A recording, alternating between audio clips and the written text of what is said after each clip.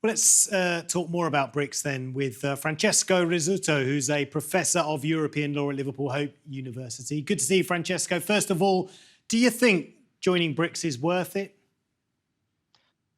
Yes, actually, it is.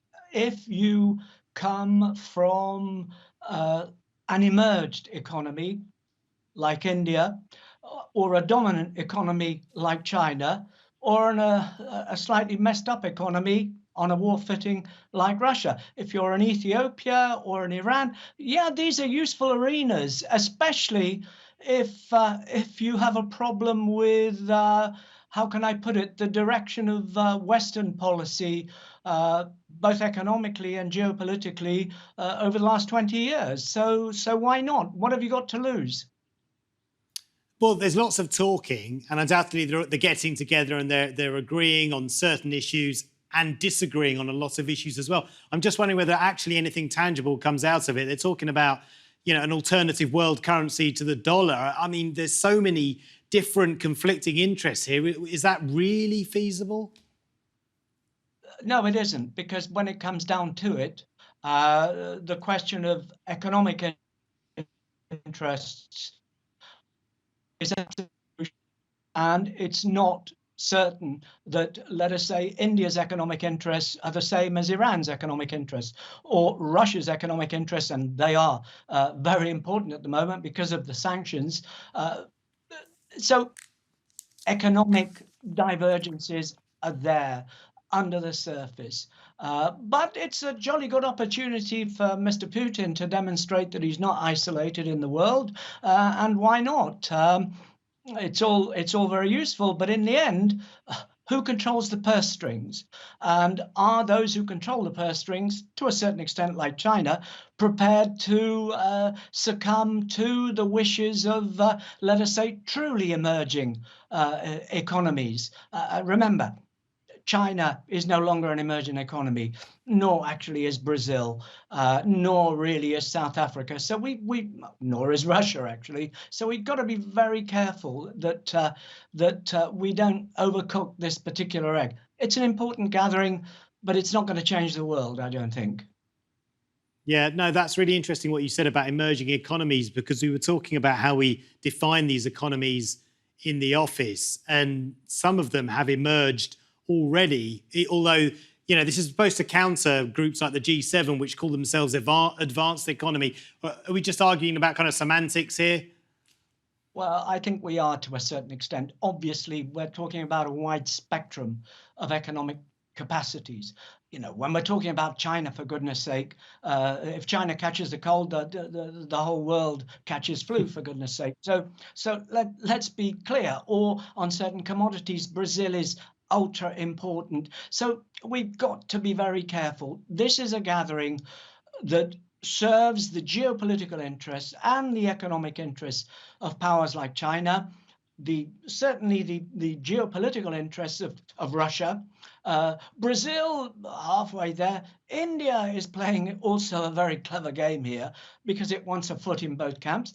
Interestingly, Turkey wants to join, which will be quite a challenge actually, because it's in NATO, and whose side are you on if the world is about sides? Indeed. And actually, I wanted to pick up on what you said about India there, because the Prime Minister Narendra Modi, he could have gone to the Commonwealth meeting of heads of state, and he chose instead to go to this summit, the BRICS summit. And I'm just wondering what that says about where he thinks his country's priorities lie. Look, the Commonwealth has been a parade, of the post-imperial parade, to make the royal family in this country and the governments of the United Kingdom feel marginally important. It's not important anymore, frankly.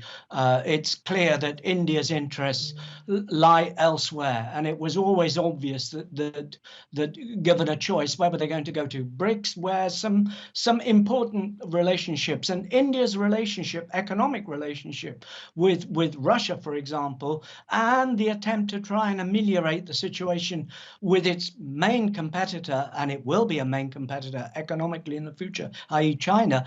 that's the arena where you want to be in. There's an IMF meeting, by the way, at the same time as well. So interesting. But you know, where the leaders go tells you of where they think the important discussions are to be had. Yeah, how would you describe the relationship between China and India? Well, they appear to have come to an agreement over avoiding border clashes. They are clearly going to be major competitors when I'm no longer here in 20, 30, 40 years, without a doubt. India is already a global economic colossus. China. India is becoming that, and in the new technologies in particular.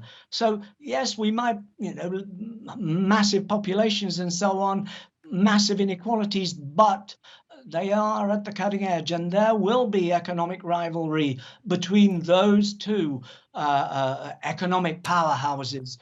India will become an economic powerhouse, and I think that to that extent, Brics is important. But remember, Brics is not a treaty. It doesn't really have formalized institutions. You know, it's a talking shop, let's be clear. But it's an arena where these things can be worked out, and you know, it'll be interesting to see the relationship between India and China, how that unfolds. Whether, if you like, economic rivalry, tainted with a little bit of geopolitical rivalry, but China is more interested in if you like, the Pacific area than India is. How that will play out, because I think that you know, the idea of a multipolar world is actually correct, but not for the reasons that the Russians are plugging it, in other words, to undermine the West, which has magnificently undermined itself over the last 20 years. But nonetheless, these are the things that I think will dominate the agendas of the next couple of decades, without a doubt. Yeah, it's fascinating. Listen, really good to get your thoughts, Francesco. Thank you so much. Francesco Rizzuto, Professor of European Law at Liverpool Hope University. Thank you.